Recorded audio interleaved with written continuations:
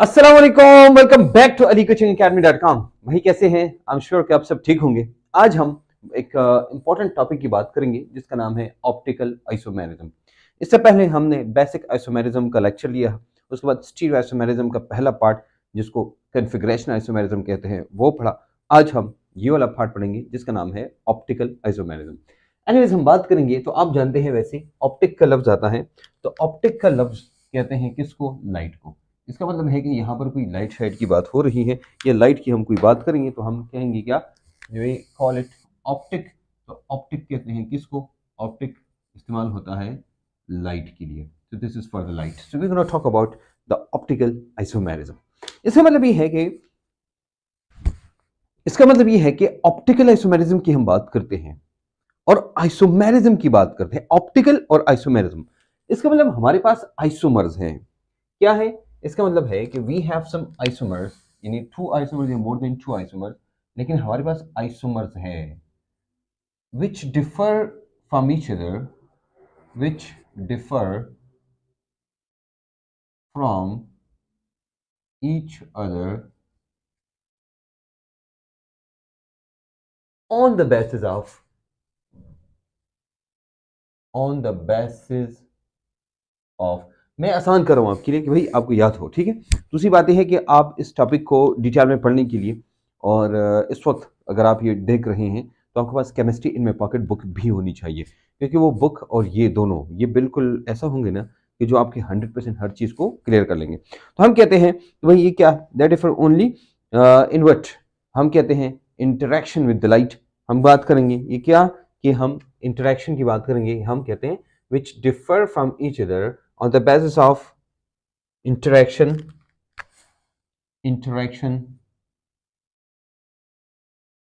with plane polarized light। अब आप कहेंगे सर ये PPL क्या लिखा है? ये मैं आपको समझाता हूं कि ये क्या है। लेकिन एनीवेज यहां पर हमने लिखा ना PPL, PPL ये आप सब समझ आ जाएगा। मैंने लिखा PPL, इसका मतलब होता है plane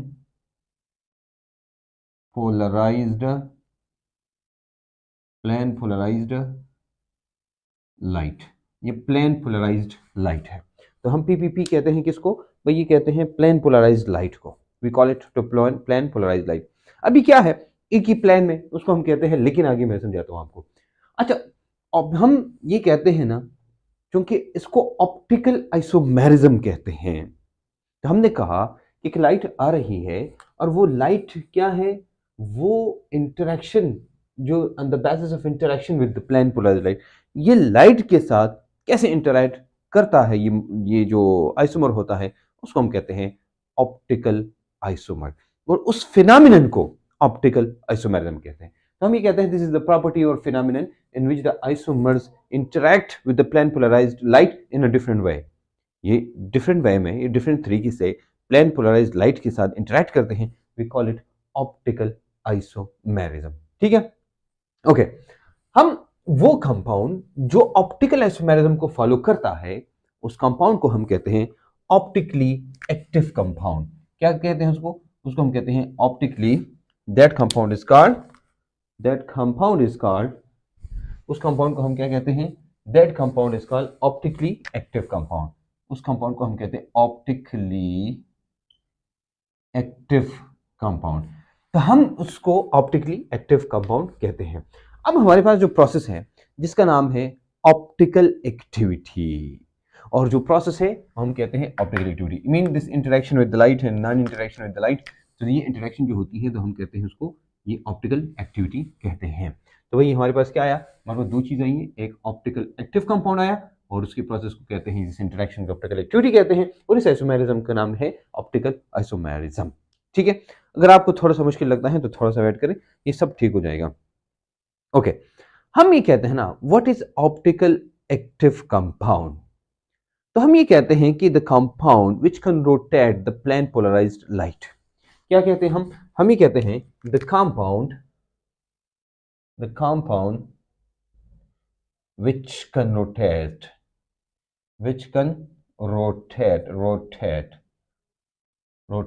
the plane polarized light, plane polarised light, इसको प्लेन पोलराइज्ड लाइट कहते हैं। अब देखो और से कंपाउंड ये क्या करता है, वो प्लेन पोलराइज्ड लाइट को रोटेट करता है, बस उसको हम कहते हैं ऑप्टिकली एक्टिव कंपाउंड। देखो मेरी बात सुने, लाइट आ रही है, कंपाउंड इधर पड़ा है, उसके साथ ये इंटरैक्ट करता है, वो लाइट को रोटेट करता है एक तरफ या दूसरी तरफ, उसको हम कहते हैं ऑप्टिकल आइसोमेरिज्म। इस प्रोसेस को ऑप्टिकल आइसोमेरिज्म कहते हैं। ये जो इंटरैक्ट करता है ये कंपाउंड और ये रोटेट करे, उसको हम कहते हैं ऑप्टिकली एक्टिव। और ये एक्टिविटी जो होती है जिससे ये रोटेशन होती है उसको ऑप्टिकल एक्टिविटी कहते हैं। तो कंपाउंड हमारे पास क्या होता है ये, अब और उस प्रॉपर्टी को, the property to rotate, that is called optical activity, यानी वो property of the compound which can rotate the plane polarized. तो ये हमारे पास एक्टिविटी क्या है, ये वो प्रॉपर्टी है, दिस इज द प्रॉपर्टी, हमें क्या कहते हैं, this is the property of the compound which can rotate the plane polarised light. ठीक है, अब ये प्लेन पोलराइज्ड लाइट का मतलब क्या होता है और ये आगे सारी चीजें हम डिटेल में एक्सप्लेन करते हैं। लेकिन देखो हमारे पास एक लाइट आ रही है, ठीक है, ये इस तरफ रोटेट हो जाए या इस तरफ रोटेट हो जाए, this is called rotation in the plane polarised light. ठीक है, बाकी सारी चीजें मैं आपको समझाता हूं अभी भाई वो कैसे होंगी, लेकिन पहले आप ही देखिए। अच्छा, पहली बात याद रखना,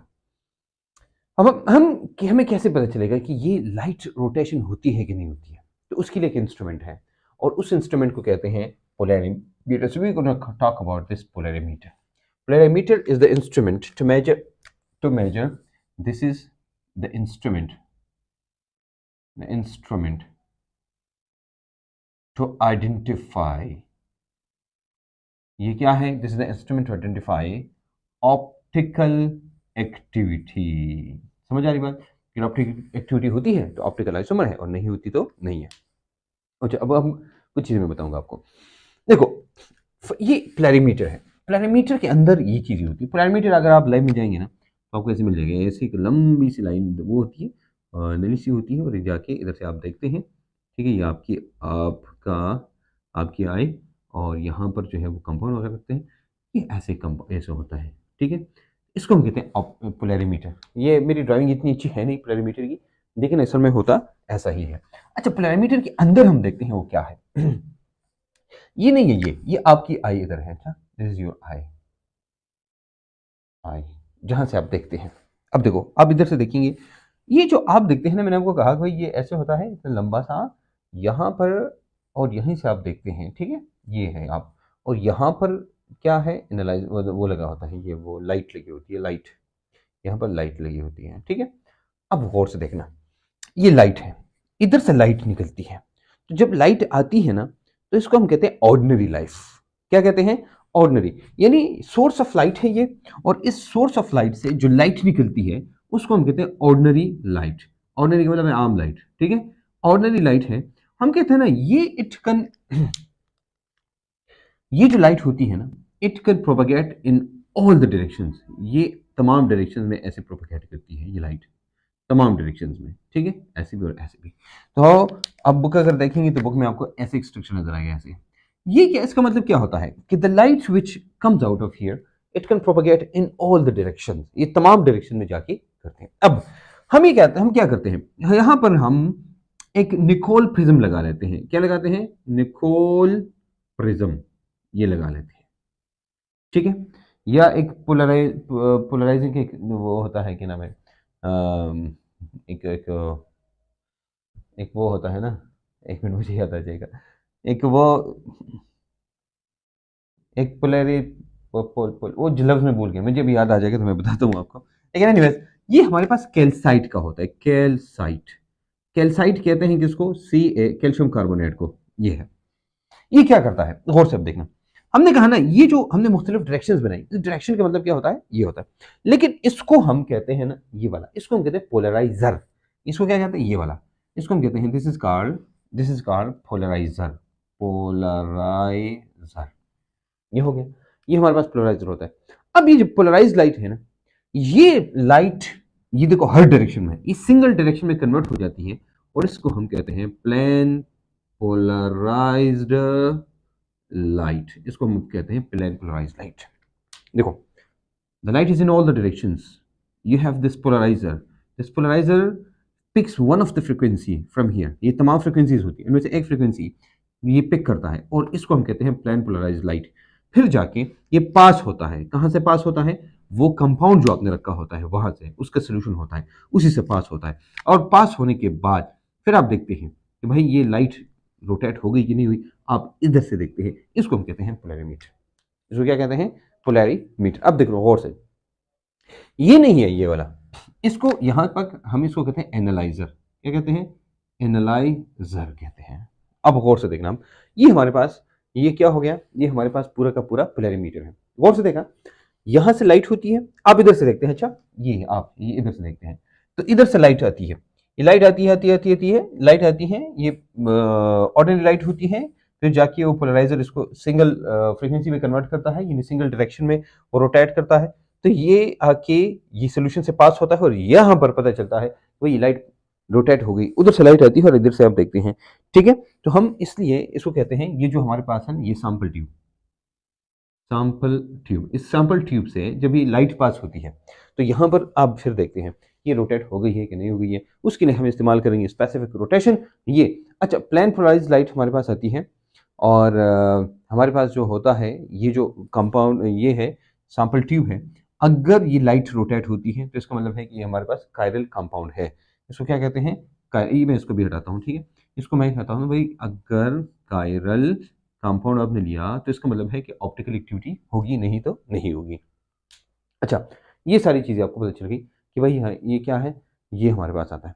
अच्छा, लाइट जो आती है ना, ये लाइट, ये वाली लाइट, हम ये कहते हैं ना कि इसकी electric field and magnetic field होती है। तो इसकी इलेक्ट्रोमैग्नेटिक फील्ड, इसको देखो, आपने नाम सुना होगा इलेक्ट्रोमैग्नेटिक फील्ड का, इलेक्ट्रोमैग्नेटिक मैग्नेटिक फील्ड। ये इलेक्ट्रिक एंड मैग्नेटिक फील्ड दो फील्ड्स होती है, एक को हम कहते हैं इलेक्ट्रिक फील्ड, दूसरे को कहते हैं मैग्नेटिक फील्ड। ये जो वैसे मैग्नेटिक फील्ड का आपको पता होगा बी से जाहिर करते हैं मैग्नेटिक फील्ड। और आपने वो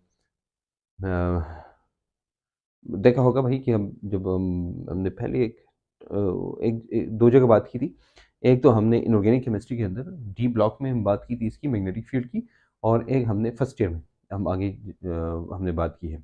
ओके, अब हमारे पास हमने क्या कहा भाई, हमारे पास क्या होता है, यहाँ पर एक एनालाइजर लगा होता है जहाँ से ये सब पास होता है और हमें यहाँ से पता चलता है, ये सॉरी यहाँ पर एनालाइजर, आप देखिए एनालाइजर, ठीक है।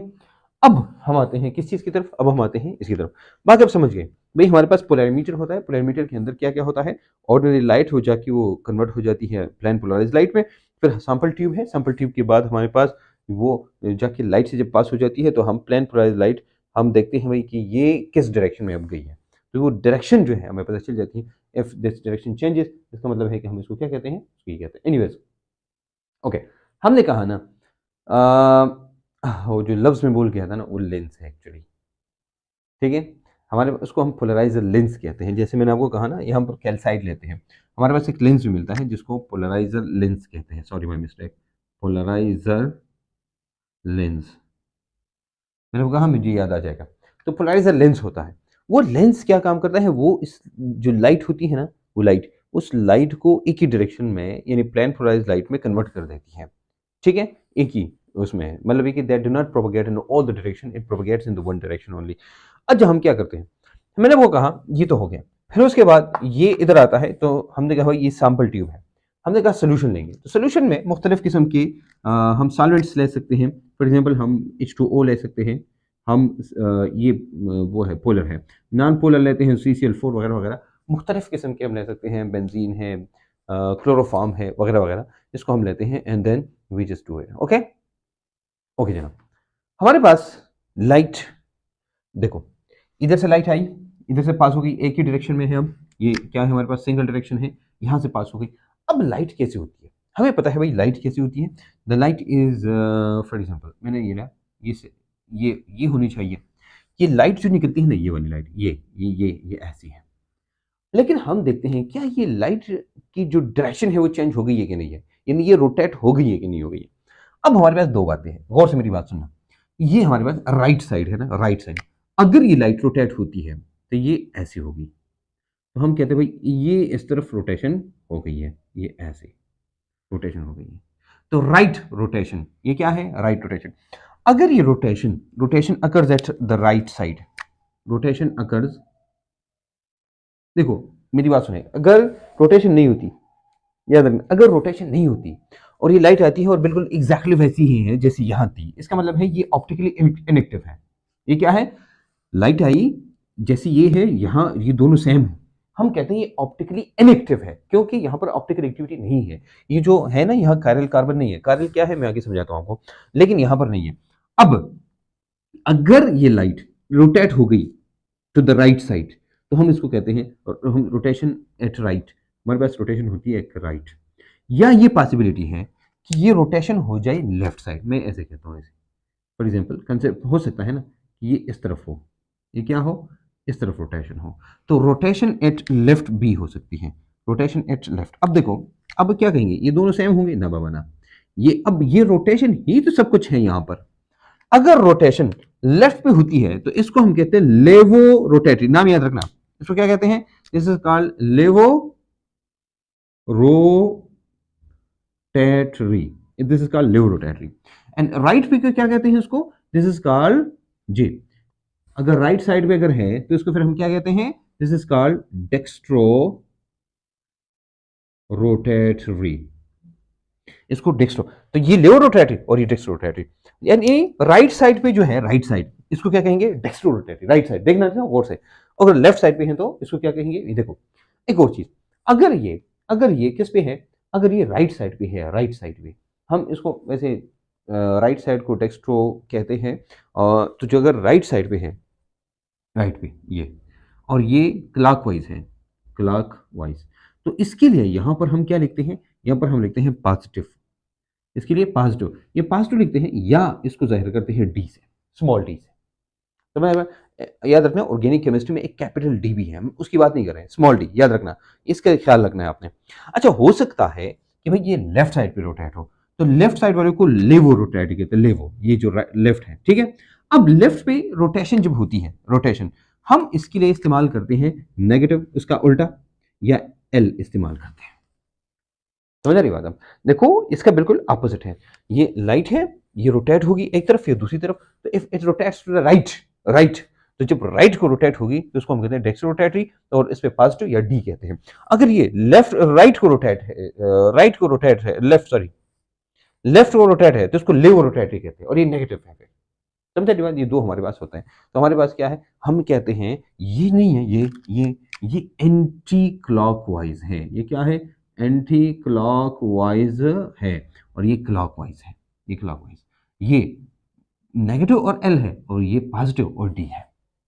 समझ रही बात? मेरे ख्याल में पोलैरिमीटर आपको समझ आया होगा कि पोलैरिमीटर में क्या क्या होता है। अच्छा, अब अगर ये हमारे पास क्या होता है, हमने कहा ना, ये तो हमने आइडेंटिफाई किया, अब हम ये देखते हैं कि ये जो रोटेशन है ये कितनी है, हम फिर कहते हैं ना, ये बार हमने कहा आइडेंटिफाई करते हैं, लेकिन हम इसको आइडेंटिफाई के साथ हम इसको मेजर भी कर सकते हैं, वी कैन मेजर इट। तो ये parameter can measure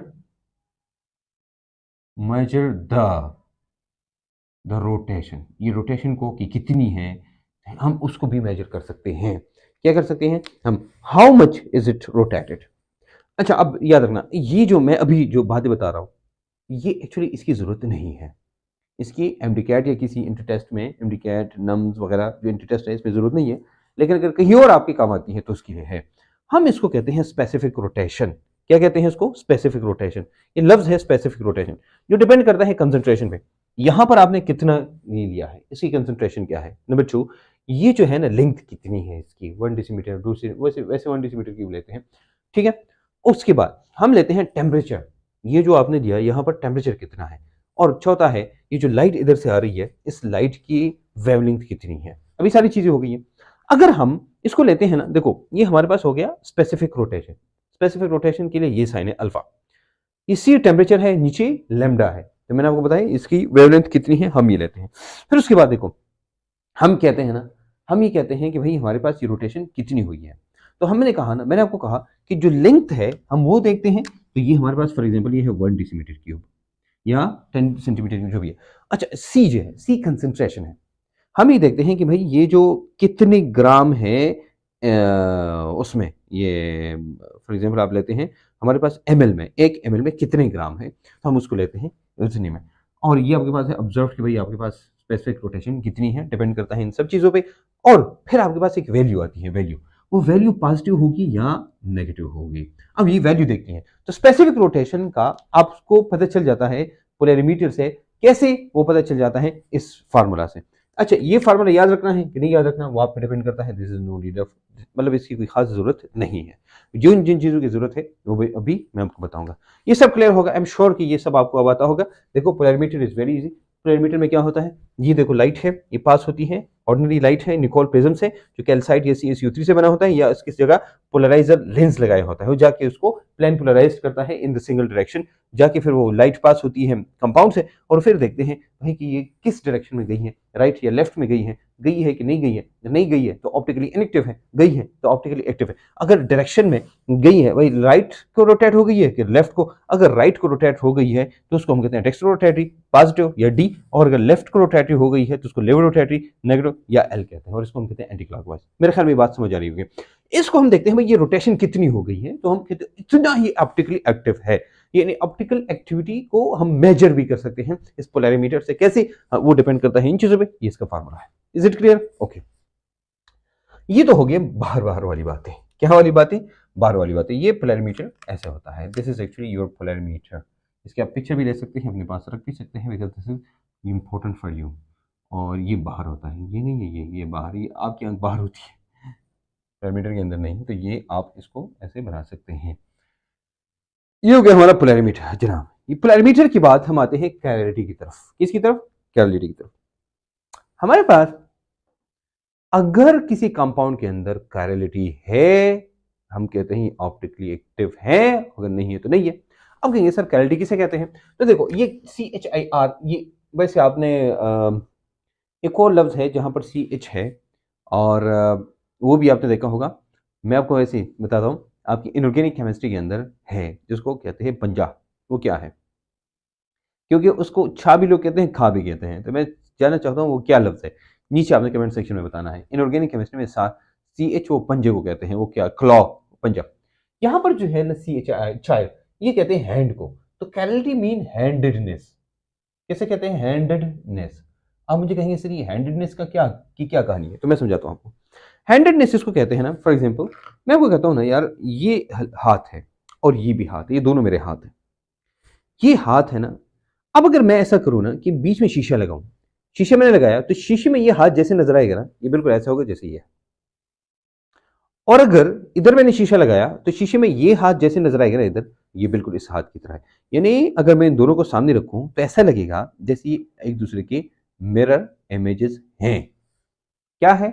mirror image. तो भाई आपको ये लफ्ज पता होना चाहिए कि भाई ये क्या है। यहां पर लफ्ज है मिरर इमेज। क्या लफ्ज है? Mirror image. हैंडेडनेस हम कहते हैं मिरर इमेजेस। हम इसकी क्या लेते हैं? Mirror images.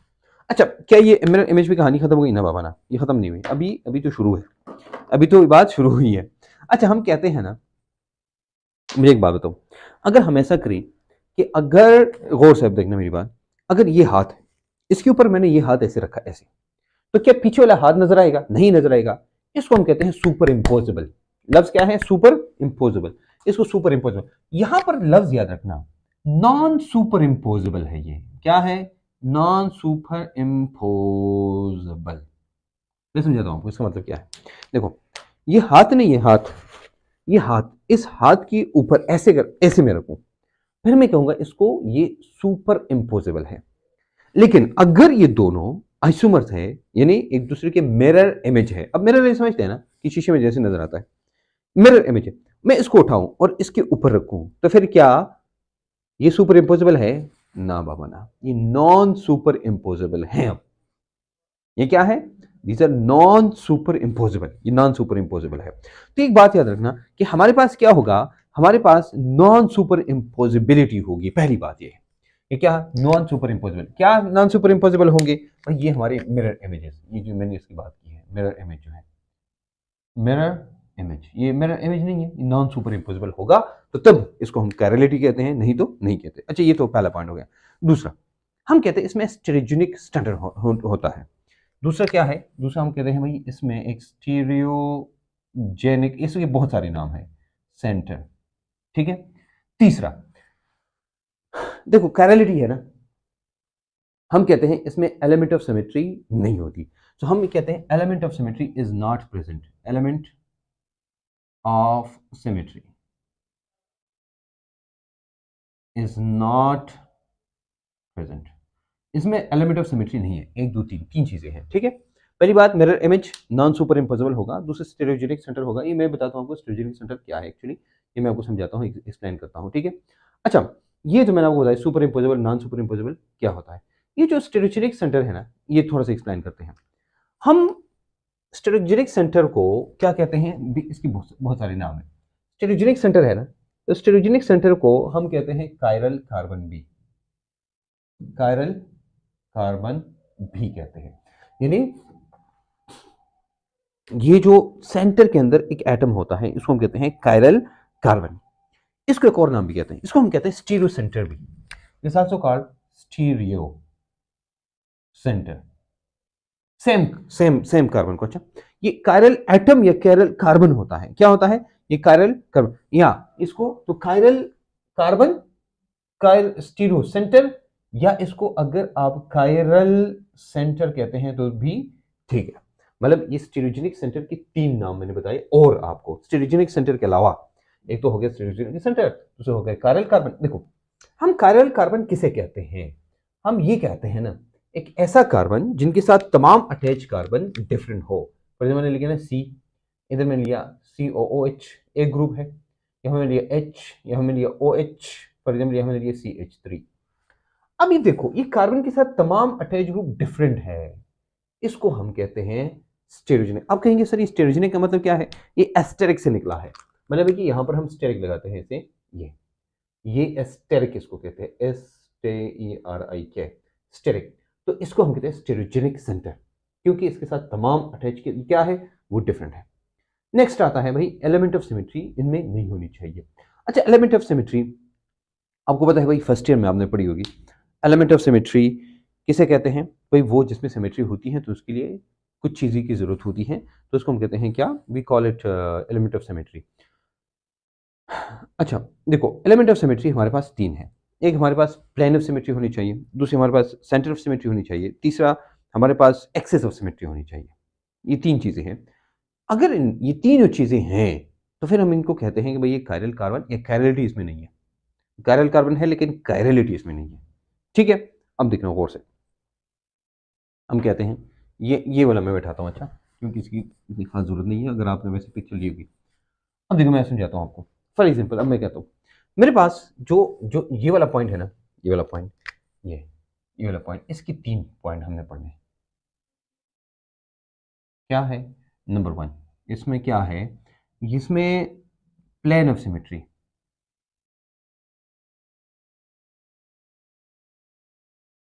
दूसरा एक्सिस ऑफ सिमेट्री, मैं एक्सिस ऑफ सिमेट्री कहता हूँ पहले, और तीसरा सेंटर ऑफ सिमेट्री,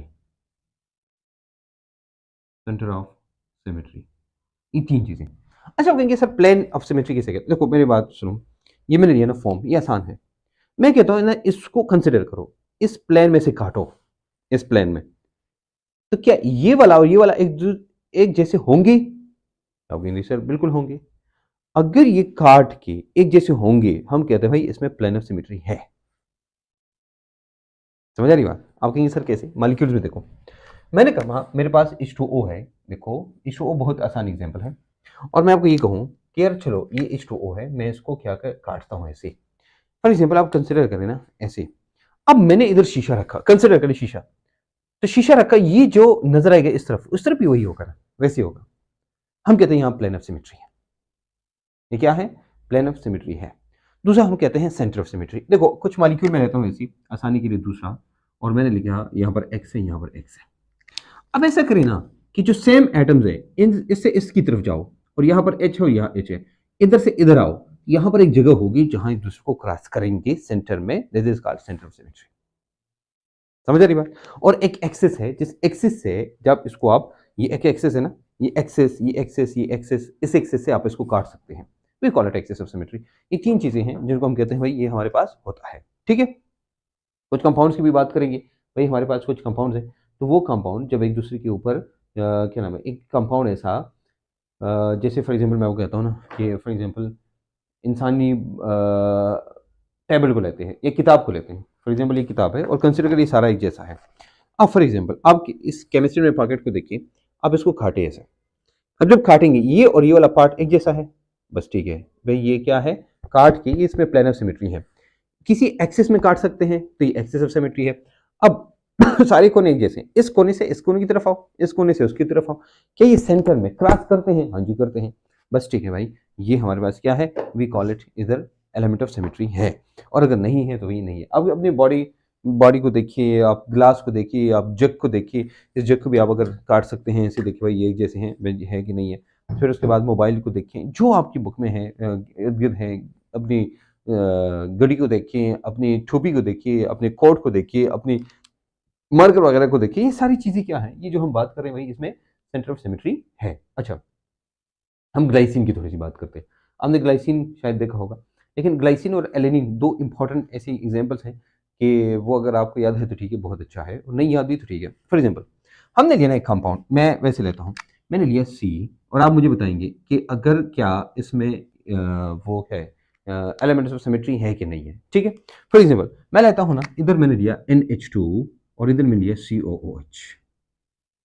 ठीक है, अब मैं कहता हूँ क्या ये स्टेरोजेनिक सेंटर इसका है कि नहीं है? बस पहला पॉइंट बताऊं क्या स्टेरोजेनिक सेंटर है? अब देखो सबसे पहला पॉइंट, क्या ये सारे के सारे एक जैसे अटैच डिफरेंट अटैच हैं? ना बाबा ना।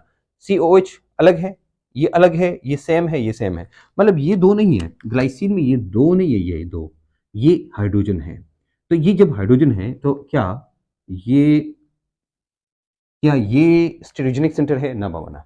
कायरल कार्बन है? नहीं है ना। कायरलिटी है? नहीं है। बस बात खत्म। बस एक जैसे अटैच नहीं है ना इर्द गिर्द, बस बात खत्म। ये तो सब की सारी बात हुई। अगर हम इसी कंपाउंड को लें और इसके साथ एक C3 को अटैच करें, इसको फिर कहते हैं एलेनिन। ग्लाइसिन और उसका दूसरा हम अमीनो एसिड लेते हैं एलेनिन। देखो एलेनिन किसे कहते हैं? मैं इनमें से एक हाइड्रोजन को रिप्लेस करता हूं और उस हाइड्रोजन की जगह मैं CH3 ऐड करता हूं, बस। ये ग्लाइसिन नहीं है, इसको फिर कहते हैं एलेनिन। ये बहुत आसान है, इसमें कितना मुश्किल कुछ नहीं है। ये तमाम अमीनो एसिड्स को आप ऐसे याद कर सकते हैं। तो अब देखो, क्या इसमें, गौर से मेरी बात पहले, क्या इसमें कायरल कार्बन है? मतलब ये सारे के सारे डिफरेंट अटैच हैं? आप यस, तो इसको हम ऐसे स्टेरिक करते हैं। स्टेरोजेनिक सेंटर है, यस। सेंटर ऑफ सिमेट्री है? ना बाबा नहीं है, क्योंकि इसको काटो, ये अलग है, ये अलग है ठीक है। एक्सेसिबिलिटी बाकी बिल्कुल इसको इग्नोर करो कि अगर पहला नहीं है तो एलिमेंट स्टेरोजन। तो भाई अगर हम इसका मिरर इमेज लें, ये एलेनिन है, अच्छा एलेनिन, इसका मिरर इमेज लेता हूँ। मिरर इमेज देखो, मिरर इमेज कैसे लूंगा? मैं बनाऊंगा इसको, इसका मतलब ये हुआ कि मैं अगर सेंटर में इधर शीशा रखूं, मैंने शीशा रखा, तो जब मैं शीशा रखूंगा क्या ये कैसे होगा? तो मैं कहूंगा यार HOOC, फिर C ऊपर आएगा H और ये हो जाएगा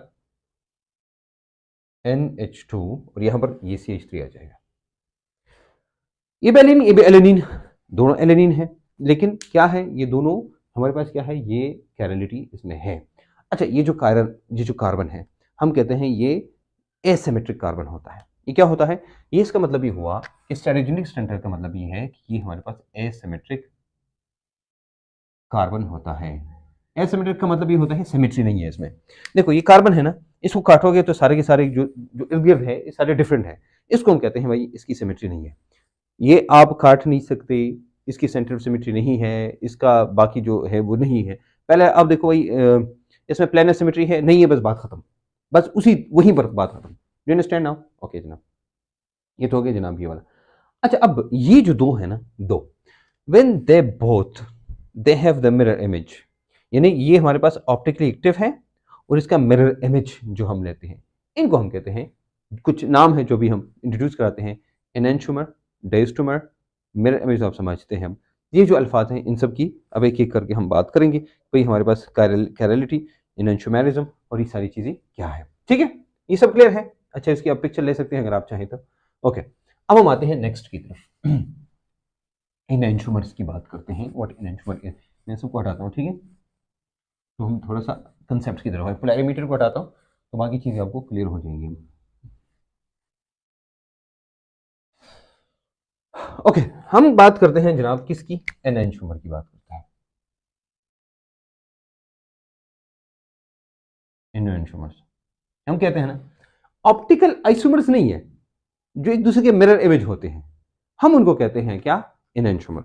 हम कहते हैं ना ऑप्टिकल आइसोमर्स, ऑप्टिकल आइसोमर्स या isomers which are mirror image of each other, उसको हम क्या कहते हैं, उसको हम कहते हैं एनेंटियोमर।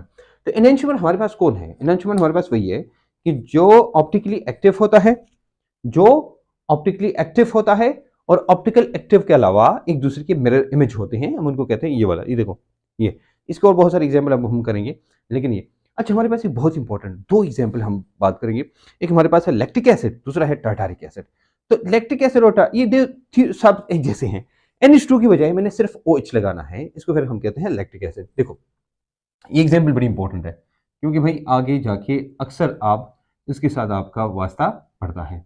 ये मैंने लिखा, एक मिनट मैं इसको थोड़ा सा दूसरे अंदाज में बनाता हूँ, उसी तरह जैसे ये है कि भाई आपको मसला ना हो। फॉर एग्जाम्पल मैंने लिखा, ये मैंने लिखा C और यहाँ पर है COOH, ये हो गया। NH2 की जगह मैंने OH लगाया, यहाँ मैंने CH3 लगाया, यहाँ पर H है। अब देखो, अब इसको गौर से देखिए, इसको क्या कहते हैं, this is called lactic acid. इसको क्या कहते हैं, लैक्टिक एसिड। अब ये सारी बातें हमने जो की हैं वो सारी इधर अप्लाई करते हैं कि ये लैक्टिक एसिड है, तो ये थोड़ा सा बड़ा नहीं हुआ क्योंकि हमने बहुत सारा काम करना है अभी। तो हमने वही लिखा, ये यहाँ मैंने लिखा COOH फॉर एग्जाम्पल, यहाँ मैंने लिखा वैसे उधर ही जैसे हैं वैसे मैं करता हूँ, यहाँ पर CH3 और यहाँ पर है H। सबसे पहले वही देखते हैं क्या इसमें कायरल कार्बन है, तो कायरल कार्बन का मतलब ये हुआ कि देखो सारे के सारे डिफरेंट है, CH3 HCOH बिल्कुल एक जैसे तो नहीं है ना, नहीं है। तो भाई देखो ये हमारे पास क्या है, दिस इज कायरल कार्बन। तो सबसे पहला पॉइंट क्या है, yes it has stereogenic centre, stereogenic centre इसमें है, इसमें स्टेरियोजेनिक सेंटर है, ये तो बात क्लियर हो गई। दूसरी बात, क्या इसमें ये इसको देखिए, क्या इसका मिरर इमेज है, यस ये मिरर इमेज है, लेकिन मिरर इमेज में बात खत्म नहीं होती, हमने क्या देखना है अब, इसका इसका हमने मिरर इमेज बनाया COOH C और ये हो गया CH3, फिर ऊपर और नीचे हम लिखते हैं यहाँ पर OH और यहाँ पर हो गया H, ये मिरर इमेज है। क्या ये मिरर इमेज सुपर इम्पोजेबल है, ना बाबा ना, ये नॉन सुपर इम्पोजेबल है। तो भाई ये बात भी पूरी हो गई, ये बात भी पूरी हो गई। देखो ये भी खत्म, ये भी हो गया। आते हैं तीसरी बात है, एलिमेंट ऑफ सिमेट्री है इसमें, काटो ये डिफरेंट है, ये ऐसे काटो भाई फिर भी डिफरेंट है।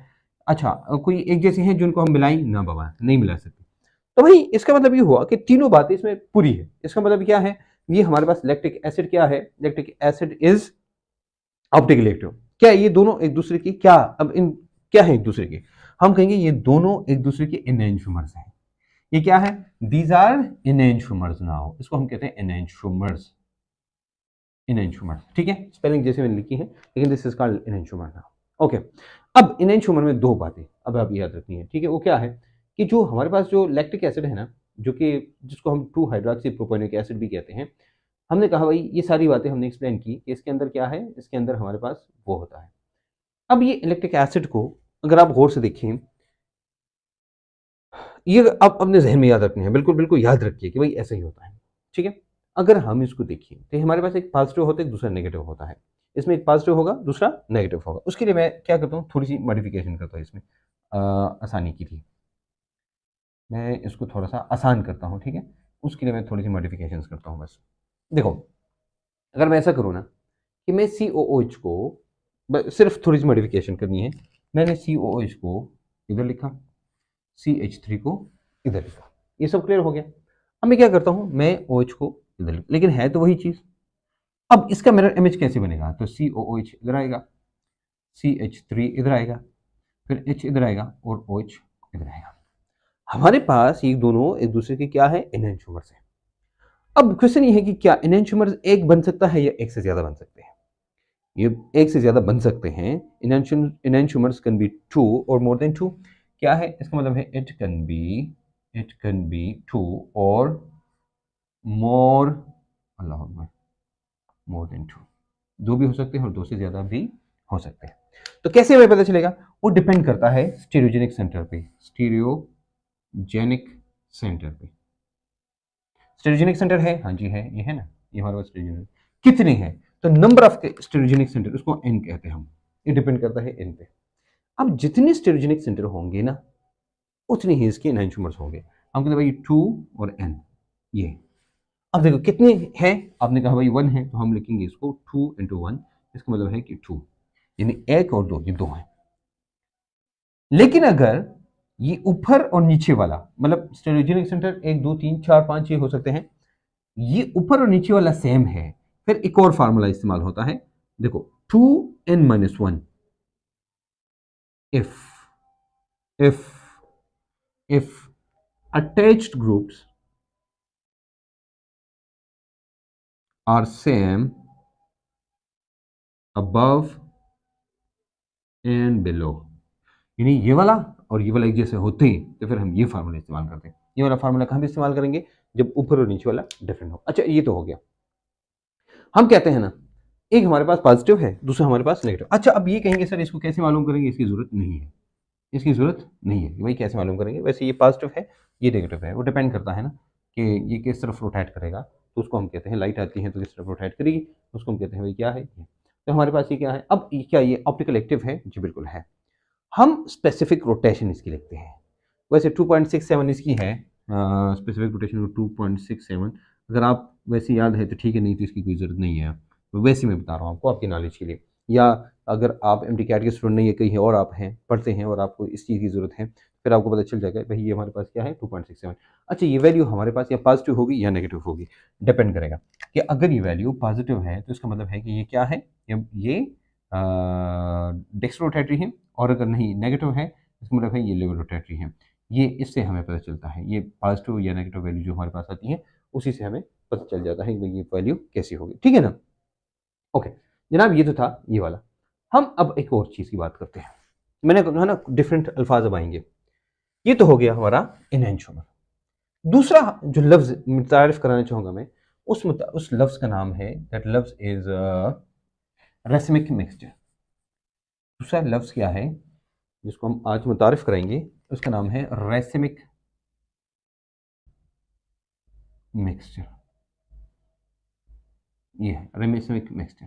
देखो रेसमिक मिक्सचर का मतलब ये होता है ना, ये एनेंशोमर्स है ना, एनेंशोमर्स ये 50-50 हो, यानी 50% पॉजिटिव एंड 50% नेगेटिव, इसको हम कहते हैं ना, इसको हम कहते हैं रेसमिक मिक्सचर।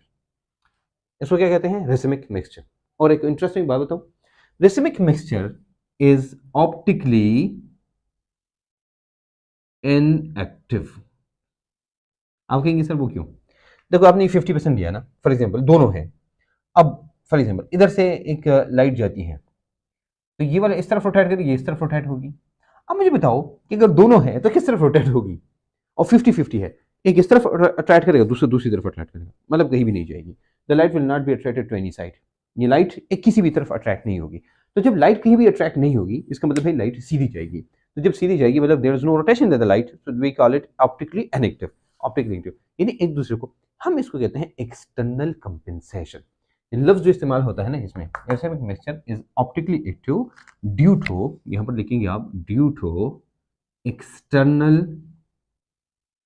External compensation. ये किसे कहते हैं? External compensation. एक्सटर्नल कंपेंसेशन का मतलब ये है, देखो लाइट आ रही है, यहाँ पर आपका एक दोनों मॉलिक्यूल्स बने हैं। ये जो मॉलिक्यूल है फॉर एग्जांपल ये एक इस तरफ रोटेट करेगा, दूसरा दूसरे रोटेट करेगा, लेकिन ये भी 50% है और ये भी 50%, मतलब पावर इनकी सेम है, सेम पावर है। तो ये इस तरफ जाएगी, ये उस तरफ जाएगी, लाइट कहीं भी नहीं जाएगी, सीधी जाएगी, ठीक है। या मैं आपको एक बात बताऊँ आसान, फॉर एग्जाम्पल आपकी लाइट आई है, light is in this direction, या ये यहाँ पर कंपाउंड पड़ा है। अब ये लाइट जो है, अब देखो ये किस तरफ रोटेट हो गई है, और आपने देखा ये कहीं भी रोटेट नहीं है, सेम टू सेम है। इसका मतलब ये हुआ, और यहाँ पर आपका कंपाउंड पड़ा है, कंपाउंड पड़ा है, 50-50% कंपाउंड है। कंपाउंड के पड़ने के बाद से गुजरने के बाद ये क्या है, इसकी डायरेक्शन चेंज नहीं हुई, इसका मतलब ये है ये ऑप्टिकली इनएक्टिव है। इसको हम कहते हैं racemic mixture, and racemic mixture is external compensation. External का मतलब ये है कि एक बाहर का एक मॉलिक्यूल इस तरफ अट्रैक्ट करेगा, दूसरी तरफ अट्रैक्ट करेगा, ये लाइट एक ही डायरेक्शन में होती है, तो हम कहते हैं भाई क्या है, इसमें यहाँ पर एक्सटर्नल कंपेंसेशन होती है। ठीक है, इसके साथ एक और कंपेंसेशन भी है जिसको हम कहते हैं internal compensation. We will talk about that internal compensation later, कि भाई हमारे पास एक कंपाउंड है जिसमें कायरल कार्बन है लेकिन फिर भी ऑप्टिकली इनेक्टिव है, तो उसको इंटरनल कंपेंसेशन कहते हैं। जो एक्चुअली एक ही हमारे पास एग्जाम्पल आती है जिसके बारे में हम बात करेंगे। मैंने आपको कहा ना, हमारे पास एक लैक्टिक एसिड होता है, दूसरा टार्टारिक एसिड होता है। तो मेजो टार्टारिक एसिड हमारे पास एक कंपाउंड है जिसके बारे में हम आगे चल के बात करेंगे। ओके जनाब, ये तो हो गया क्लियर। ओके, अब मैं लेता हूं इसके साथ एक और कंपाउंड। फॉर एग्जांपल हम एक कंपाउंड लेते हैं और उसमें फॉर एग्जांपल एक ही वो है, कोई भी हम लेते हैं फॉर एग्जांपल, और मैं आपको वैसे बताता हूं आपको, ये आप खुद भी कर सकते हैं, इतना मसला नहीं है। फॉर एग्जांपल मैंने एक कंपाउंड लिया इधर, और ये कंपाउंड है, ऐसे मैंने लिया, यहाँ पर मैंने लिया NH2, यहाँ मैंने लिया OH, मैंने लिया CH3। ये वाला कंपाउंड आप खुद बताएं, ये आप बकायदा लिख के मुझे सेंड करें। किस नंबर पे सेंड करेंगे? 0333749337 इस पे, या मुझे सेंड करें 034545860221। ये मैम फातिमा के पास होता है, वो मुझे कह देगी। या एक और है 0300, क्या नंबर है, हाँ 030093542220, ये नंबर है। ठीक है, इनमें से किसी भी नंबर पे आप मुझे सेंड करें तो मैं देख लूंगा, मुझे पता चल जाएगा। But you have to, if you really want to learn these things, you should send it to me, because this is not too difficult. मैंने आपको बहुत डिटेल में ये सारी चीज़ बताई, आपने मुझे बताना है क्या क्या देखना है। ये देखना भाई ये क्या ऑप्टिकली एक्टिव है? जी बिल्कुल ऑप्टिकली एक्टिव है। अगर ऑप्टिकली एक्टिव है तो भाई हमारे पास वो कितना ऑप्टिकली एक्टिव है, और कितने की जरूरत नहीं है, बस आप इतना बताइए कि ऑप्टिकली एक्टिव है कि नहीं है। तो उसके बाद इसके एनेंटियोमर्स कितने बनेंगे, ये कितने बनेंगे, तो भी आपने बताना है। क्योंकि हमने नेक्स्ट जो टर्म है उसकी तरफ जाना है जिसका नाम है डायस्टोमर। ठीक है, तो you will talk about the diastereomer. तो डायस्टोमर के लिए मुझे थोड़ा सा ज़्यादा बोर्ड चाहिए, इसलिए ये सारा का सारा मैं मिटाऊंगा। ठीक है, मिटाऊं? ओके, या वो वाला पार्ट भी मैं कर सकता हूँ कि मैं वो वाला पूरा नहीं, बस सारा मिटाता हूँ। ठीक है, ओके। नेक्स्ट जो हमारे पास टर्म है, दैट टर्म इज कॉल्ड डायस्टोमर। अब रेसिमिक मिक्सचर, हमने जो अल्फाज पढ़े हैं, रेसिमिक मिक्सचर कैरलिटी से हमने शुरू किया था, कैरलिटी, रेसिमिक मिक्सचर, इनेंटियोमर। अब हम आते हैं डायस्टोमर की तरफ आते हैं। हमारे पास एक लफ्ज़ है डायस्टोमर। अगर ये ज़्यादा हैवी हो रहा है ना, तो इस लेक्चर को आप 2 या 3 दफ़ा बार बार देखें। जब आप देखेंगे बार बार तो आपको अंदाज़ा हो जाएगा तो भाई हमारे पास ये कैसे होता है। ओके, नेक्स्ट लफ्ज़ है जिसको हम एक्सप्लेन करेंगे, डायस्टोमर। डायस्टोमर हमारे पास डायस्टोमर क्या है, we will talk about this diastereomer. देखो फॉर एग्जांपल हम लेते हैं एक कंपाउंड और we will explain that compound कि भाई एक दूसरे के मिरर इमेजेस हैं कि नहीं है, वगैरह वगैरह, इन सब चीज़ों के बारे में हम बात करेंगे। तो डायस्टोमर हमारी एक इम्पोर्टेंट कंसेप्ट है, और ये कंसेप्ट जो है ये हमने एक्सप्लेन करना है। क्योंकि कभी कभी पूछते हैं which the following is diastereomer of which one, ये इनमें से कौन सा डायस्टोमर है किसका। अब गौर से देखो, मैं कंपाउंड लिखता हूँ, एक कंपाउंड है, मैंने लिखा CH3, C और C, प्रिंसिपल ये हो गया C। ठीक है, अब ये जो कंपाउंड मैंने लिखा, ये जो कंपाउंड है इसको हम बनाते हैं। फॉर एग्जांपल मैं ऐसे कहता हूँ कि वही यहाँ पर मैंने H लगाया, इधर मैंने Br लगाया, यहाँ मैंने H लगाया, यहाँ पर मैंने Br लगाया। ठीक है, अब फॉर एग्जांपल इसी कंपाउंड को मैं पूरा करता हूँ, ये मैंने लिखा। अच्छा, अब देखते हैं क्या हमने देखना ये है कि फॉर एग्जांपल अगर ऐसा करते हैं, फॉर एग्जांपल मैंने ये EbCOH किया। अच्छा, हम ये देखते हैं कि ये ऑप्टिकली एक्टिव है कि नहीं है, हम देखते हैं। हाँ, तो सबसे पहली चीज़ इसमें क्या कायरल कार्बन है, तो हम इस कार्बन को देखते हैं BrCOH, ये और ये पूरा का पूरा, इसका मतलब है ये स्टेरियोजेनिक सेंटर है। दूसरा देखते हैं हमारे पास 1 2 3 4, हमारे पास ये हाँ ये दूसरा भी है, ये हो गया। ठीक है, हमारे पास कितने, सॉरी ये तो डायस्टोमर वाला नहीं हुआ,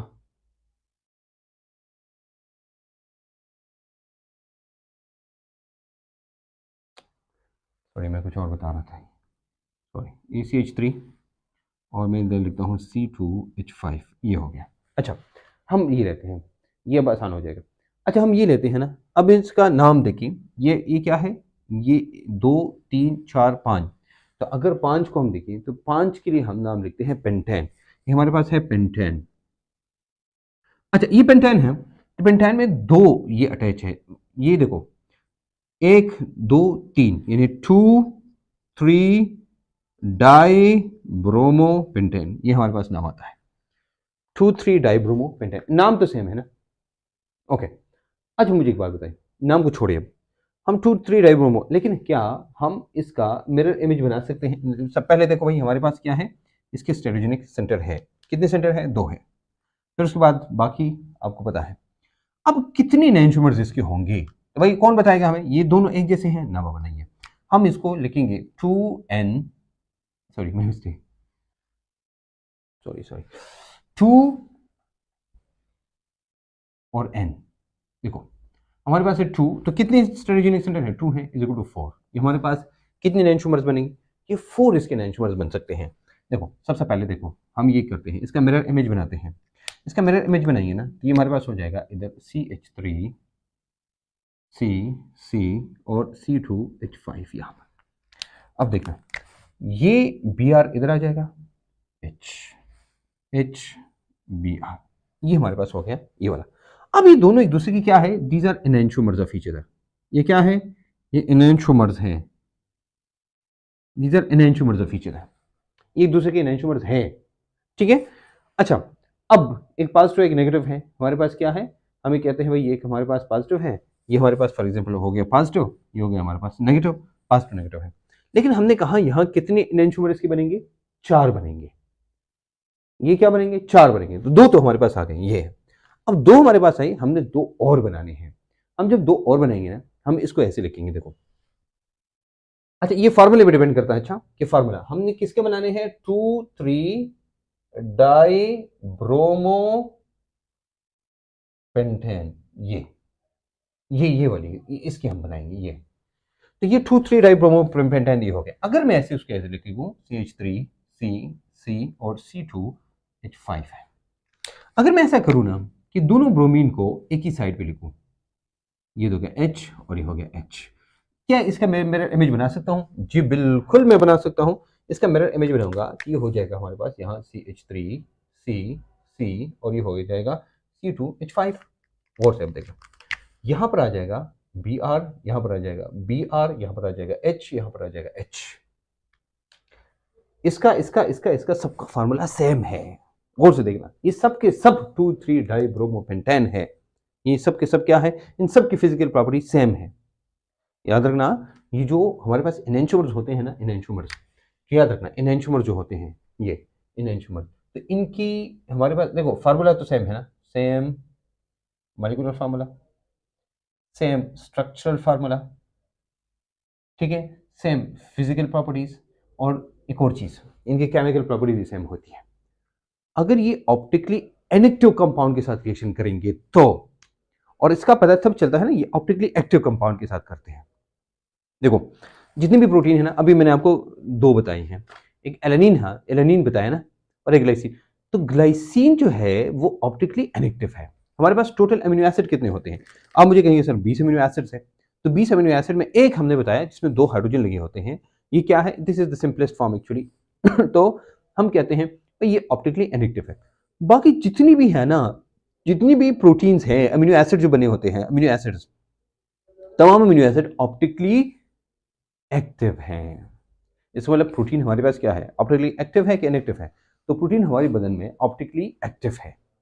प्रोटीन कार्बोहाइड्रेट्स, और ये प्रोटीन बनाता है हमारे लिए एंजाइम्स हमारी बॉडी में जो रिएक्शन करता है। अब बताओ कि अगर प्रोटीन एंजाइम्स हैं, ये ऑप्टिकली एक्टिव है कि इनएक्टिव है? आप कहेंगे सर हमारी बॉडी के अंदर सारे के सारे तो एंजाइम्स और प्रोटीन्स हैं। इसका मतलब ये है कि सारे के सारे ऑप्टिकली एक्टिव है। तो ऑप्टिकली एक्टिव जब ऑप्टिकली इनएक्टिव के साथ रिएक्शन करते हैं तो सब सेम होते हैं, but the interaction towards the optically active compound is different. ये बिल्कुल स्पेसिफिक होता है। किम स्पेसिफिक? ये स्पेसिफिक वो मतलब स्पेसिफिकली एक खास कंपाउंड के साथ खास रिएक्शन करते हैं। You understand? इसको हम क्या कहते हैं? ये। अब देखना, ये दोनों एक दूसरे के मिरर इमेजेस हैं, ये दोनों एक दूसरे के मिरर इमेजेस हैं। हम कहते हैं ये दोनों एक दूसरे के एनेंटियोमर्स हैं। ये क्या है? एनेंटियोमर्स है ना कि नहीं है? फार्मूला सबका सेम है, लेकिन ए अगर मैं कहूं ना, ये हो गया ए 2, ये हो गया हमारे पास 3, और ये हो गया 4, ये 1 2 3 4, इसका और इन दोनों का फार्मूला सेम है, लेकिन ये सब एक दूसरे के ऊपर ये दोनों एक दूसरे के एनेंटियोमर्स नहीं है। यानी वन जो है ना, ये 3 और 4 इनका एनेंटियोमर नहीं है। या हम 2 लेते हैं, 2 फार्मूला तो सेम है, लेकिन ये 3 और 4 के एनेंटियोमर्स नहीं है। ठीक है ना, ये इन दोनों के एनेंटियोमर्स नहीं है। देखो 1 और 3 को कंसीडर करो, एनेंटियोमर्स है नहीं है, है नहीं है।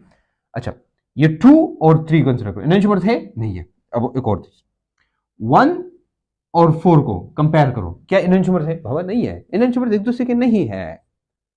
आप कहेंगे सर ये क्या, ये तो एक नई कहानी आ गई। जी बिल्कुल, हम कहते हैं स्टीरियोआइसोमर्स जो कि ऑप्टिकली एक्टिव होते हैं, but they are non mirror images.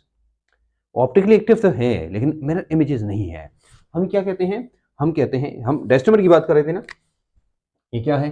They are optically active है but not non mirror images. लेकिन मिरर इमेजेस नहीं है एक दूसरे के। और से देखना, ये दोनों देखो और ये देखो। मैंने आपको कहा ना इसके कितने एनेंटियोमर्स बनेंगे? टोटल 4। लेकिन मैंने ये नहीं कहा था कि टोटल सारे के सारे एक दूसरे के मिरर इमेजेस होंगे और ना हो सकते हैं, ना है और ना हो सकते हैं।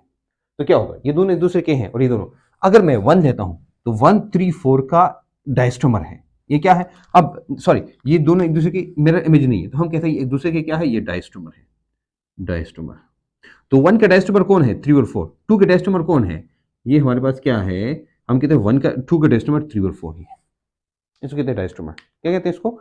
डायस्टोमर। तो डायस्टोमेरिज्म आप अगर समझते हैं तो हम कहते हैं वो क्या होता है? They have different boiling point, melting point. इनका मेल्टिंग पॉइंट, इनका और इनका मेल्टिंग पॉइंट और बॉइलिंग पॉइंट डिफरेंट होगा डायस्टोमर्स का। एनेंटियोमर्स का सेम होता है, डायस्टोमर्स का डिफरेंट होगा। मतलब इनका ये जो 1 है और 3 4, ये इनका melting point, boiling point, solubilities in the solvent, densities, refractive indexes, ये क्या है? ये सब के सब डिफरेंट होगी। Density, refractive index, melting point, boiling point, they will be different if they are diastereomers of each other. ठीक है, ये आपको पता होना चाहिए। दूसरी बात ये है कि डायस्टोमर जो है, हम इसको फ्रैक्शनल डिस्टिलेशन से जाके एक दूसरे से जुदा कर सकते हैं। मतलब फ्रैक्शनल डिस्टिलेशन की प्रोसेस है जिससे हम इसको फ्रैक्शंस में कन्वर्ट करके एक दूसरे से जुदा करते हैं, इसको फ्रैक्शनल डिस्टिलेशन कहते हैं। ठीक है, सेलिब्रिटी वगैरह ये सारी चीज़ें हम कर सकते हैं। ये था हमारा डायस्टोमर का। अब आखिरी पॉइंट आते हैं, that last point we gonna talk about, and this is important point. वो क्या है? देखो एक पॉइंट है हमारे पास, बल्कि टाटारिक एसिड हमारे लिए बहुत इंपॉर्टेंट है। Tartaric acid is very very much important for us.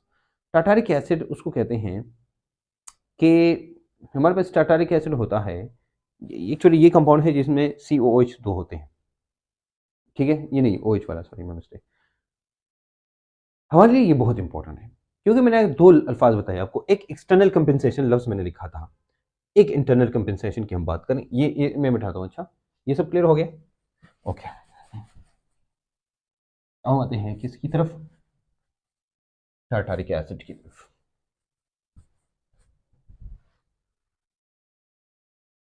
Tartaric acid भी हम मुख्तलिफ तरीके से लिख सकते हैं। हम लिखते हैं जनाब टार्टारिक एसिड।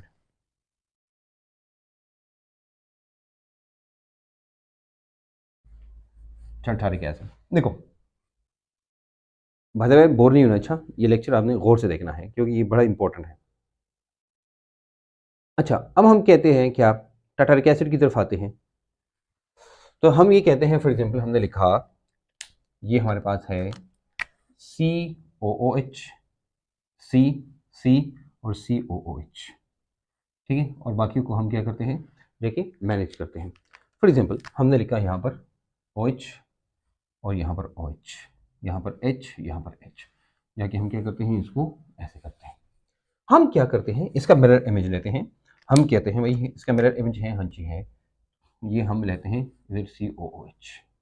अब देखो यहाँ पर OH, H, यहाँ पर लिखते हैं, यहाँ पर OH, यहाँ पर लेना, सॉरी यहाँ पर H है, H, यहाँ पर OH और यहाँ पर COOH। एक्चुअली यही एग्जांपल्स हैं जो कि आपको याद रखनी है, ये इंपॉर्टेंट है और मेन हमारे पास यही है, इसकी ज़्यादा इससे ज़्यादा नहीं है। अच्छा, ये टार्टारिक एसिड, हमारे पास जो 2 टार्टारिक एसिड्स हैं, हम इसका वैसे जनरल नाम आप लिख सकते हैं मेरे ख्याल में। टार्टारिक एसिड का जो कॉमन नाम है वो क्या है? 2,3 डाईहाइड्रोक्सी और डाइओइक एसिड भी है ना इसमें, तो ब्यूटेन डाइओइक एसिड इसका नाम है, ठीक है। अच्छा अब देखना गौर से, हम ही कहते हैं ना ये हमारे पास पॉजिटिव है और ये हमारे पास नेगेटिव है। बाकी सारी चीज़ें आपने खुद करनी है कि देखो भाई स्टेरोजेनिक सेंटर है, ये है, वो है, ऐसा है, वैसा है, ये है कि नहीं है। लेकिन हमारे पास एक्चुअली इसका एक और फॉर्म है जिसको हम कहते हैं that is called mesotartaric acid, and we gonna talk about that internal compensation here. हमारे पास क्या है, अब जो नेक्स्ट लफ्ज की हम बात करेंगे वो क्या है, वो है internal compensation. Internal compensation, external compensation का पता चल गया कि दो हमारे पास ऐसे हैं जो कि एक दूसरे के। अब देखो इंटरनल कंपेंसेशन किसे कहते हैं। एक्सटर्नल कंपेंसेशन होती है रेसिमिक मिक्सचर में, इंटरनल कंपेंसेशन मॉलिक्यूल के अंदर है। फॉर एग्जाम्पल हमने लिया ना COOH, C और COOH, ये है, ये हमारे में लिया OH, यहाँ पर H, यहाँ पर H है, ठीक है। मैं इसका स्टेरोजेनिक सेंटर है, हाँ जी है, ये भी है, ये भी है, लेकिन क्या प्लेन ऑफ सिमेट्री है, हाँ जी है ना। में मसला है, इसमें प्लेन ऑफ सिमेट्री है, देखो ये है और ये है, आप खुद करके भी मुझे सेंड कर सकते हैं। अच्छा अब क्या प्लेन ऑफ सिमेट्री, हाँ जी, ये देखो ये नहीं है, ये और ये दोनों एक दूसरे के की तरह है। अगर हम इसको काटे ना, ये और ये एक दूसरे के मिरर इमेजेस बनते हैं ना, हम इसको कहते हैं इंटरनल कंपेंसेशन। क्या कहते हैं, इंटरनल कंपेंसेशन। अच्छी चीज होती है। अगर हम देखें ना, ये लाइट जो है ना, लाइट, ये अगर लाइट इधर आएगी तो ये ऐसे इसको रोटेट करेगी और ये ऐसे रोटेट करेगी, ठीक है। अब मुझे बताओ ये कहां रोटेट होगी, एक तरफ रोटेट करेगी और दूसरा दूसरी तरफ रोटेट करेगी। हम कहते हैं द फोर्स ऑफ रोटेशन, ये क्या होता है, एक हाफ जो होता है, one half rotates in the one direction, in the other half in the other direction, यानी one half it will rotate in the dextro rotation and the other half is levo rotation, या one is in the right side, the left side. तो right left की तरफ, अब light इस तरफ से आ रही है या उस तरफ से आ रही है, ठीक, किस तरफ जाएगी, कहीं भी नहीं जाएगी, ये रोटेशन कहीं भी नहीं होगी, बल्कि सीधी चली जाएगी। Now this is called internal compensation. तो ये हमने कहा इंटरनल कंपेंसेशन। हमारे पास होता है क्या, एक्सटर्नल कंपेंसेशन होती है। तो एक्सटर्नल कंपेंसेशन क्या होती है, ये हमारे पास होती है रेसिमिक मिक्सचर में। ये क्या होती है, रेसिमिक मिक्सचर में, this is in racemic mixture. और वो क्या होती है, वो बगैर उसकी होती है। तो भाई हमारे पास ये सारी चीज़ें, आइए मेरे ख्याल में ये सारी चीज़ें आपको समझ आई होगी, ठीक है। प्लेनेसिमिट्री है। अच्छा ये अब मुझे एक बात बताओ, जो मेसोटार्टारिक एसिड जो है ना, ये ऑप्टिकली एक्टिव है कि इनएक्टिव है, बस इतना बताएं मुझे। अगर आप भी मुझे बता सकते हैं तो भाई ये बस आप मेरे ख्याल में समझ गए हैं। भाई हमारे पास ये ऑप्टिकली एक्टिव है कि इनएक्टिव है, ये इनएक्टिव है। जैसे रेसिमिक मिक्सचर इनएक्टिव है, इस तरह ये भी है, क्योंकि भाई लाइट ऐसी आई और रोटेट कहीं भी नहीं हो रही, तो इसका मतलब हुआ कि ऑप्टिकली इनएक्टिव है, because they differ with each other in the interaction with the light. Interaction तो हो नहीं रही है, समझ आ रही बात। Therefore the things are different from each other, तो इसलिए हम कहते हैं यहाँ पर इंटरनल कंपेंसेशन होती है और वहाँ पर एक्सटर्नल कंपेंसेशन होती है। होता ये है कि जब हम लेते हैं पॉजिटिव नेगेटिव और ये सारे फॉर्म लेते हैं, तो जो मेल्टिंग पॉइंट बॉइलिंग पॉइंट होता है, ये जो हमने ये दो ली है ना, इन दोनों का मेल्टिंग पॉइंट बॉइलिंग पॉइंट सब सेम होगा ना, सॉल्युबिलिटी जो है वो भी सेम होगी, स्पेसिफिक रोटेशन भी सेम होगी, और जो बाकी जो डेंसिटी और जो जितनी भी चीज़ें हैं वो सारी की सारी चीज़ें सेम होगी, लेकिन इनकी सारी प्रॉपर्टीज इससे डिफरेंट होगी, ठीक है। फॉर एग्जाम्पल हम कहते हैं भाई सॉल्युबिलिटी, तो भाई सॉल्युबिलिटी इसकी ज़्यादा होगी, उसकी कम होगी। बाकी जो मेल्टिंग पॉइंट बॉइलिंग पॉइंट है, तो melting point boiling point in दोनों का ज़्यादा होगा, उसका कम होगा। क्यों, क्योंकि मेसोटार्टारिक एसिड और टार्टारिक एसिड में फ़र्क है, क्योंकि एक जो है वो ऑप्टिकली एक्टिव है, दूसरा जो है वो ऑप्टिकली एक्टिव नहीं है। अच्छा कुछ बातें मैंने बताई आपको कि ये क्या है, ये ऑप्टिकली एक्टिविटी हमारी बॉडी के अंदर इसका बहुत अहम रोल है, हमारी लाइफ के अंदर इसका बहुत अहम रोल है, क्योंकि एक मॉलिक्यूल जब ऑप्टिकली एक्टिव के साथ होगा तो स्पेसिफिकली उसके साथ एक खास तरह का रिएक्शन करेगा, लेकिन ऑप्टिकली इनएक्टिव होगा तो उसके साथ सब एक जैसे होंगे। मतलब ये सारे के सारे अगर आप लेते हैं ना, तो इसका एक ऑप्टिकली इनएक्टिव कंपाउंड के साथ इंटरेक्शन डिफरेंट होगा, लेकिन ऑप्टिकली एक्टिव कंपाउंड के साथ इंटरेक्शन डिफरेंट होगा, लेकिन ऑप्टिकली एक्टिव कंपाउंड के साथ इसका इंटरेक्शन फिर डिफरेंट होगा। ओके, इसलिए इन दोनों की डिफरेंस की वजह से हमारी बॉडी के अंदर जो काम होते हैं बिल्कुल स्पेसिफिक होते हैं। अब कुछ चीज़ें मैंने बताई आपको, एलेनिन मैंने बताया और ग्लाइसिन है। तो कुछ एग्जांपल्स हम पढ़ते हैं जो हमारी बॉडी के अंदर, ग्लूकोज की बात करेंगे, पेनिसिलिन की बात करेंगे और क्लोरोमाइसिटीन की बात करेंगे। देखो ग्लूकोज जो होता है ना, ग्लूकोज हमारे पास, ग्लूकोज जो होता है वो स्टार्च आपको पता है हाइड्रोलाइसिस होके ग्लूकोज बनता है और ये ग्लूकोज जाके माइटोकॉन्ड्रिया में जाता है, ये आपका सेल है, उसके अंदर जाके रिस्पिरेशन होती है और एनर्जी हमारे पास आती है। लेकिन ग्लूकोज दो किस्म के होते हैं। ग्लूकोज एक हमारे पास डेक्स्ट्रो होता है, एक लिवो होता है। अगर मेटाबॉलिज्म होती है, जैसे हमने कहा भाई हाइड्रोलाइसिस होके जाके हमारे पास वहां पर प्रोसेस होता है, लेकिन अगर हमारे पास डेक्स्ट्रो ग्लूकोज है, मेटाबॉलिज्म होती है, तो कार्बन डाइऑक्साइड और H2O बनेंगे और साथ में एनर्जी आएगी, और ये एनर्जी है दिस इज यूज्ड, ये हम इस्तेमाल कर सकते हैं। लेकिन अगर कंसिडर करो लिव ग्लूकोज है, एल ग्लूकोज जिसे कहते हैं, अगर हम इसकी मेटाबॉलिज्म होके सेम टू सेम प्रोसेस, आपको क्या लगता है कार्बन डाइऑक्साइड H2O और एनर्जी बनेंगे? ना बाबा ना, ये जाके यूरिन में डिसॉल्व होके नीचे चला जाता है। तो जो लिवो ग्लूकोज है it doesn't give us energy, but dextro gives energy in the body. ये जो बॉडी हमारे पास है, पेनिसिलिन आप जानते हैं भाई, नेगेटिव पेनिसिलिन जो है, यानी आपको पता है भाई क्या है द लेफ्ट साइड, ये एल जो पेनिसिलिन है ये हमारे पास एंटीबायोटिक है, और जो दूसरा है डेक्स्ट्रो है ये हमारे पास नहीं है। सेम इज द केस अगर आप क्लोरोमाइसिटीन लेते हैं जो कि एंटीबायोटिक है, टाइफाइड वगैरह में इस्तेमाल होता है या कहीं पर बाकी चीज़ों में इस्तेमाल होता है, तो अगर माइनस है ये एंटीबायोटिक है, लेकिन पास टू जो है वो this is not a group of antibiotic, pass two is not the group of antibiotic. Anyways, तो हमारी बॉडी के अंदर या जो बाकी जो चीज़ें हम इस्तेमाल करते हैं इट डिपेंड्स अपॉन कि पॉजिटिव है कि नेगेटिव है। अगर पॉजिटिव नेगेटिव है तो इसका मतलब जैसे हमने कहा कि अगर हम आपके पास डेक्स्ट्रो है तो इसका मतलब है कि पॉजिटिव ग्लूकोज है, या आपके पास डी ग्लूकोज है तो इसका मतलब हमारी एनर्जी आएगी। लेकिन अगर आपके पास वो है एल ग्लूकोज है आपकी बॉडी में, इसका मतलब एनर्जी नहीं आएगी, यानी energy is not released for the function. अब गिब्स फ्री एनर्जी जानते हैं, वो एनर्जी जो कि हम किसी भी काम के लिए इस्तेमाल कर सकते हैं, that is called Gibbs free energy. ये जो एनर्जी होती है ये हमारे पास गिब्स फ्री एनर्जी होती है। ये लफ्ज सिर्फ आपने याद रखना है, बाकी हम जाके आगे कहीं पर में कहीं जाके गिब्स फ्री एनर्जी, वो एनर्जी जो इस्तेमाल होती है बॉडी में काम के लिए, उसको हम कहते हैं गिब्स फ्री एनर्जी। तो this actually the Gibbs free energy. ठीक है, that was all for today.